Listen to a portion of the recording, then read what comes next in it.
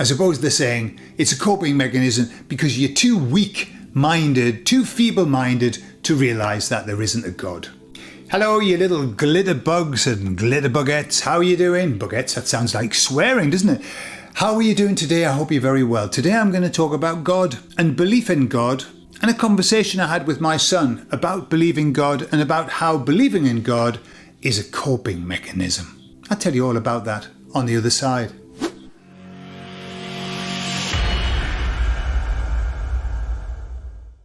So I was in the car with my son the other day. My son's 14 and he's a very deep thinker, and he does a lot of, he's learning at the moment how the world is not a good journey.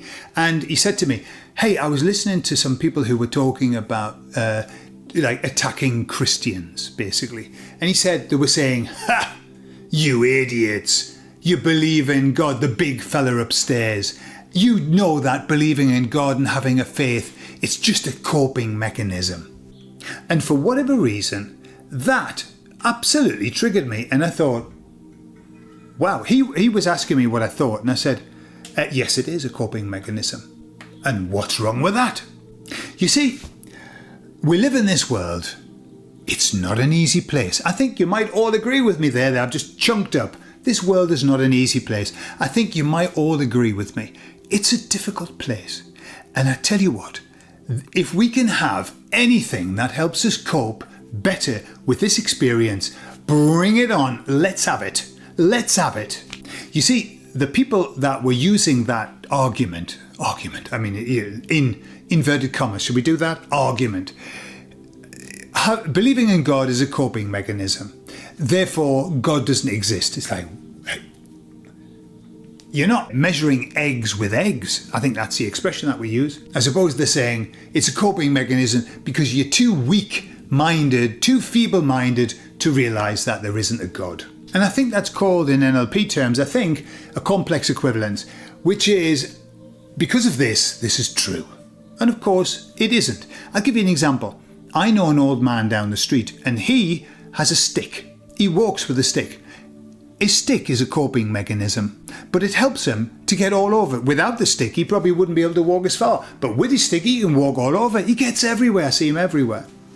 That's a coping mechanism. And what's the idea of a coping mechanism? Well, it's to allow you to get on better, to do things greater than what you would normally do without.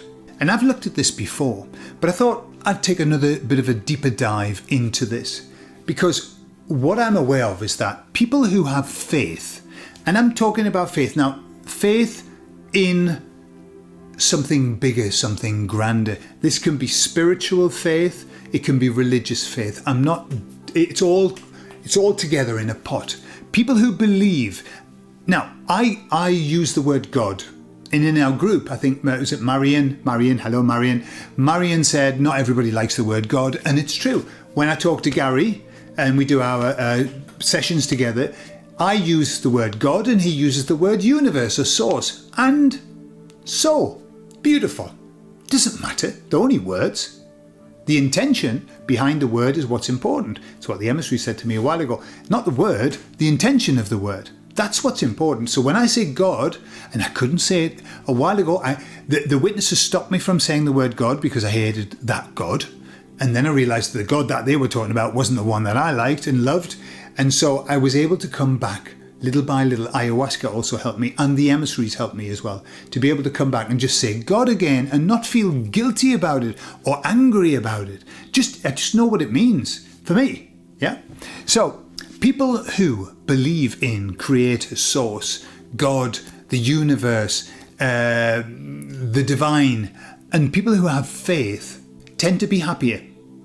They're just a little bit happier. Not a little bit, sometimes quite a lot. In fact, they've done 256 studies on it with over 500,000 participants. And what they found is that faith, religion, spirituality is completely linked to a higher satisfaction for life. Just happier people. Happy clappy. That's what we used to call the happy clappy people. Why? What's wrong with that? What's wrong with that for coping with this life? We need a bit of happiness. We need something to look forward to. We need something to hope for. If not, we become hopeless, don't we? And hopeless people are not people that I want to spend time with, to be honest. They're a bit boring. And what do I mean by hopeless? People without hope. That's what hopeless is. That's hopeless. I like people filled with hope, filled to the brim. It doesn't matter if it's my hope or not. They just seem to be happier, more lively, more positive, more optimistic. Let me add to that. In these studies that they did, they found that people with religion, with faith, spirituality and hope committed less crimes. They just didn't do it so much. Imagine the situation. You've got hope, you've got expectation, you're looking forward to something. It just lends itself to better behaviour. Somebody who has no hope, who feels empty, lost, well, what are you going to do with your life? Maybe try and find something to fill that emptiness. Maybe take something off somebody else so that you can fill your emptiness. Of course, it doesn't work. You never, ever, ever, ever fill the emptiness. Ask anybody who sold their soul to the devil, signed a contract. No matter how much they try and fill themselves with fame and money and everything, they are miserable as fuck. That's the joke. That's the cosmic joke about having anything in this realm, selling yourself to this realm, is that you'll never ever be happy with it. You'll have it. Of course you will. Tons of it. Yeah, more than you would know what to do with. And yet you'll never be able to spend a penny. In a metaphor sense, a metaphorical sense, means you'll be spiritually constipated. Add to that, people with faith, people who believe in God, people who have a religion, tend not to divorce as much as people who don't have any faith. In fact, as much as 50%. 50% improvement on divorce rates just by having a faith. Why? Because you're happy, I suppose. Probably you've got a faith, you're happier, and therefore marriages are going to last longer. You haven't got a faith, you're miserable as shit. So the marriage is not going to be that great, is it? Who knows? I'm just inventing that in my mind, but it could be true. And then this one is the best one, in my view. People who have a faith, who have a religion, who are spiritual, are much more resilient mentally, and they have less mental disorders. They're just better, stronger people mentally. They have lower depression. They have lower anxiety, greater resilience after trauma, getting over something, and reduced feelings of loneliness. How about that? What's wrong with that for a coping mechanism? Does it matter if what you believe is true or not? Truly, does it matter if you believe, you have a faith, and it makes you happier, it makes your marriage last longer, it makes you commit less crime, it makes you less anxious, less depressed, and generally more resilient? Is there a problem with that? Would you want to take that off somebody? Would you want to say, no, don't believe that because it's not true. Be as miserable as me? No. Why would you want to do? Well, they would, but no, anybody in the right mind wouldn't want to do that. Why? And there's an argument, because some people who are really miserable say, yeah, but you're just fooling yourself. I wouldn't want to go through life fooling myself. I wouldn't want to go through life fooling myself and being happier, being more resilient, being more positive and having a happy marriage. No, I'd rather have the truth. As the lawyers say, I'd rather sue and be damned. Well, my friends and friendettes, that's not my view. That's not my view. I think I'm happy as Larry to have whoever Larry is, to have a coping mechanism, to have my faith as a coping mechanism. It makes me happier, and it makes the people that I meet, it's something that's really interesting. Years ago, when I used to meet very religious people, I used to think, oh God, here we go. Happy clappy, yeah, you love Jesus, I love Jesus, and all of that. Now I'm really happy to meet religious people. And the reason for that is I like the vibe.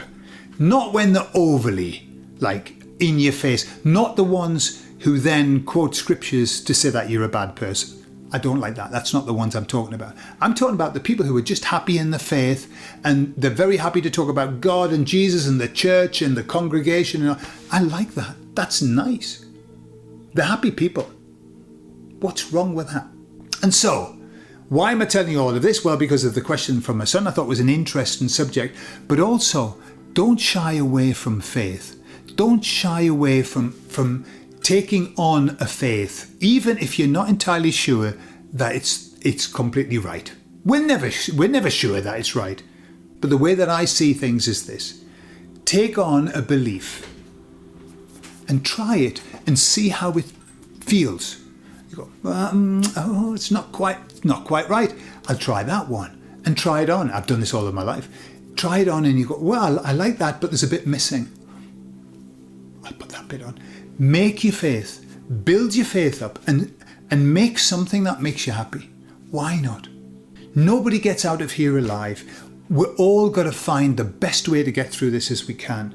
And the best way, clearly, is to have some sort of belief and have a nice belief. Don't believe shit things. What's the point?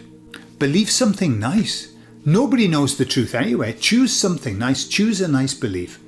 Make yourself happy.